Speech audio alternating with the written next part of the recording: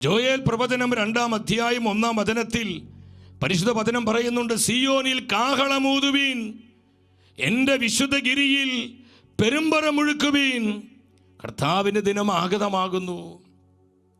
സഹോദരങ്ങളെ, നമ്മൾ മനസ്സിലാക്കണം, സിയോനിൽ ഏതാ സിയോൻ? അത് കർത്താവിൻ്റെ സഭയാണ്. കർത്താവ് പറയാണ്, നിങ്ങൾ കാഹളം മുഴക്കുവീൻ. എന്തിനുള്ള കാഹളമാണ്? ആത്മരക്ഷയ്ക്കും ആത്മാക്കളെ രക്ഷയ്ക്കും ആവശ്യമായിട്ടുള്ള കാഹളം മുഴക്കുവീൻ. സഹോദരങ്ങളെ, അതുകൊണ്ടാണ് യൂദാശ്ലീഹ പറഞ്ഞത്, താൻ എഴുതിയ ലേഖനം 1-ാം അധ്യായം 17-ാം വചനത്തിൽ, എൻ്റെ പ്രിയപ്പെട്ടവരെ, നിങ്ങൾ നമ്മുടെ കർത്താവ് യേശുക്രിസ്തുവിൻ്റെ അപ്പോസ്തലന്മാരാൽ മുൻകൂട്ടി പറയപ്പെട്ട വചനങ്ങളെല്ലാം നിങ്ങൾ ഓർക്കുവീൻ. വചനങ്ങൾ നിങ്ങൾ ഓർക്കുവീൻ. അപ്പോൾ നമ്മൾ ഈ കാലത്തിൻ്റെ അടയാളങ്ങളിലൂടെ, ആനുകാലിക സംഭവങ്ങളിലൂടെ സ്വർഗം തരുന്ന പ്രവചന സന്ദേശങ്ങൾ നമ്മൾ അറിയാതെ പോകരുത്. പരിശുദ്ധ അമ്മ മാതാവ് ഫാദർ ഷെഫാന ഗോപിയിലൂടെ ഇപ്രകാരം നമ്മോട് സംസാരിക്കുകയാണ്.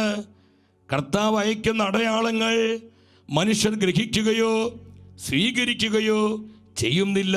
കർത്താവ് അയക്കുന്ന അടയാളങ്ങൾ മനുഷ്യർ ഗ്രഹിക്കുകയോ സ്വീകരിക്കുകയോ ചെയ്യുന്നില്ല. എൻ്റെ സഹോദരങ്ങളെ ശ്രദ്ധിക്കണമേ, ഈറ്റുനോവിൻ്റെ കാലമെന്ന് പറയുന്നത് അനുതാപവും മാനസാന്തരവും നഷ്ടപ്പെടുന്ന കാലമാണ്. അനുതാപമില്ലാത്ത, മാനസാന്തരമില്ലാത്ത, ഹൃദയ കാഠിന്യത്തിൽ ജീവിക്കുന്ന അസംഖ്യം ആത്മാക്കൾ, നമുക്കവരെ പ്രതിയുള്ള ആത്മഭാരവും വേദനയും പ്രാർത്ഥനയും ആത്മാക്കളെല്ലാം നേടുവാനുള്ള തീഷ്ണതയും അതിനാവശ്യമായ ത്യാഗപ്രവർത്തികൾ നമ്മുടെ ജീവിതത്തിൽ ഉണ്ടാകണം. എൻ്റെ സഹോദരങ്ങളെ, അനുതാപവും മാനസാന്തരവും നഷ്ടപ്പെടുന്ന കാലം.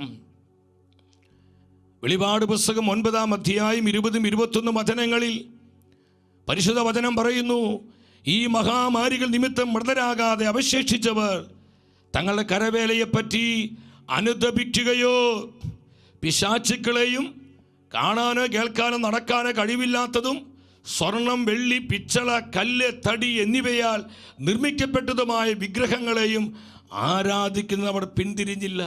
അവർ അനുതപിച്ചില്ല. തങ്ങളുടെ കൊലപാതകം, മന്ത്രവാദം, വ്യഭിചാരം, മോഷണം എന്നിവയെക്കുറിച്ചും അവർ അനുതപിച്ചില്ല. സഹോദരങ്ങളെ, ഈ വചനത്തിലൂടെ എന്താണ് ആത്മാവ് പറയുന്നത്? അനുതാപം നഷ്ടപ്പെട്ടു പോകുന്ന തലമുറ, മാനസാന്തരമില്ലാത്ത ഒരു കാലഘട്ടത്തിലാണ് നമ്മൾ ഇന്നായിരിക്കുന്നത്. അനുതാപത്തിന് മാനസാന്തരത്തിന് വില കൽപ്പിക്കാതെ, അതിൻ്റെ പ്രാധാന്യം തിരിച്ചറിയാതെ, അതിൻ്റെ ആവശ്യത്തെ തള്ളിക്കളഞ്ഞ് ലൗകികതയിലും സുഖലോലുപതയിലും ജഡീകതയിലും ജീവിക്കാൻ ആഗ്രഹിക്കുന്ന ഒരു കാലഘട്ടം. അവർ അനുതപിച്ചില്ല. തങ്ങളുടെ കൊലപാതകത്തെക്കുറിച്ച്, തങ്ങളുടെ മന്ത്രവാദത്തെക്കുറിച്ച്, തങ്ങൾ ചെയ്ത വ്യഭിചാരത്തെക്കുറിച്ച്, മോഷണത്തെക്കുറിച്ച് അവർ അനുതപിച്ചില്ല. എന്താണ് ആ വചനം പറയുന്നത്? അനുതാപം നഷ്ടപ്പെട്ടു പോകുന്ന തലമുറ. വീണ്ടും വെളിപാടിന്റെ പുസ്തകം 16-ാം അധ്യായം 11-12 വചനങ്ങളിൽ പരിശുദ്ധ വചനം പഠിപ്പിക്കുകയാണ്. വെളിപാടിന്റെ പുസ്തകം 16-ാം അധ്യായം 10-11 വചനങ്ങൾ നമുക്ക് ശ്രദ്ധിക്കാം. അവിടെ പറയുന്നത് എന്താണ്? മനുഷ്യൻ കഠിന വേദന കൊണ്ട് നാവ് കടിച്ചു. അപ്പൊ എന്താ ഉണ്ടായത്? വേദനയും വ്രണങ്ങളും മൂലം അവർ സ്വർഗസ്ഥനായ ദൈവത്തെ ദുഷിച്ചതല്ലാതെ തങ്ങളുടെ പ്രവർത്തികളെ കുറിച്ച് അനുതപിച്ചില്ല. എന്റെ സഹോദരങ്ങളെ, ആത്മാവ് ആവർത്തിച്ച് ദൈവവചനത്തിലൂടെ നമുക്ക് കാണിച്ചു തരികയാണ്. അവർ അനുതപിച്ചില്ല. അനുതാപ ഹൃദയത്തിലേക്ക് വന്നില്ല. ഹൃദയ കാഠിന്യ നിമിത്തം അവർ ദൈവത്തെ ദുഷിച്ചുകൊണ്ടിരുന്നു. അവർ ദൈവത്തിന്റെ നാമത്തെ പരിഹസിച്ചു. അവർ ദൈവത്തെ തള്ളിക്കളഞ്ഞു. സഹോദരങ്ങളെ, ദൈവത്തെ ആവശ്യമില്ലാത്ത ഒരു തലമുറയുടെ മധ്യയാണ് നമ്മൾ ഇന്നായിരിക്കുന്നത്. ദൈവത്തെ ബാധ്യതയായി കാണുന്ന, ദൈവവചനത്തെ അത് വലിയ പ്രയാസമായി കാണുന്ന ഒരു കാലയളവ്. വീണ്ടും വെളിപാട് പുസ്തകം 16-9 പരിശുദ്ധ വചനം വെളിപ്പെടുത്തുകയാണ്. എന്താ പറയുന്നത്? അത്യുഷ്ണത്താൽ മനുഷ്യർ വെന്തരിഞ്ഞു. ആ മഹാമാരികളുടെ മേൽ അധികാരമുണ്ടായിരുന്ന ദൈവത്തിൻ്റെ നാമം അവർ ദുഷിച്ചു. പലവിധ പ്രതിസന്ധികൾ, പ്രതികൂലങ്ങൾ, ഇതെല്ലാം സംഭവിച്ചപ്പോൾ മനുഷ്യർ ദൈവത്തിലേക്ക് തിരിയല്ല ചെയ്യുന്നത്. മനുഷ്യ ദൈവത്തെ മഹത്വപ്പെടുത്തുകയല്ലേ ചെയ്യുന്നത്. ദൈവത്തോടെ ജീവിക്കുവാനുള്ള ആഗ്രഹം വരികയല്ലേ ചെയ്തത്.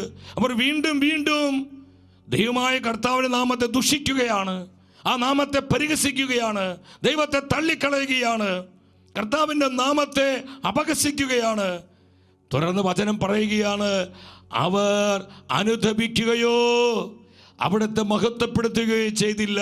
Hallelujah, hallelujah. അവർ അനുതപിക്കുകയോ ദൈവമായ കർത്താവിനെ മഹത്വപ്പെടുത്തുകയോ ചെയ്തില്ല.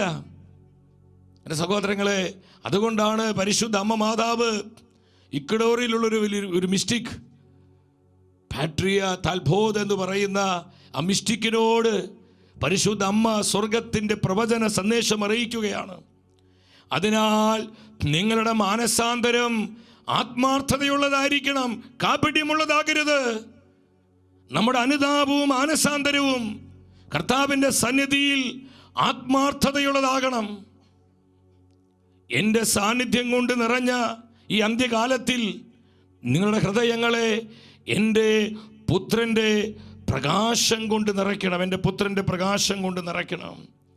സഹോദരങ്ങളെ, സ്വർഗം ആവശ്യപ്പെടുകയാണ് നമ്മുടെ മാനസാന്തരം ദൈവസന്നിധിയിൽ ആത്മാർത്ഥതയുള്ളതായിരിക്കണം. ഒരു കാര്യസാധ്യതയ്ക്ക് വേണ്ടി, നമ്മുടെ കാര്യങ്ങൾ നടന്നു കിട്ടുവാനുള്ള ഒരു ഉപാധിയായി മാത്രം നമ്മൾ കർത്താവിനെ കാണരുതേ.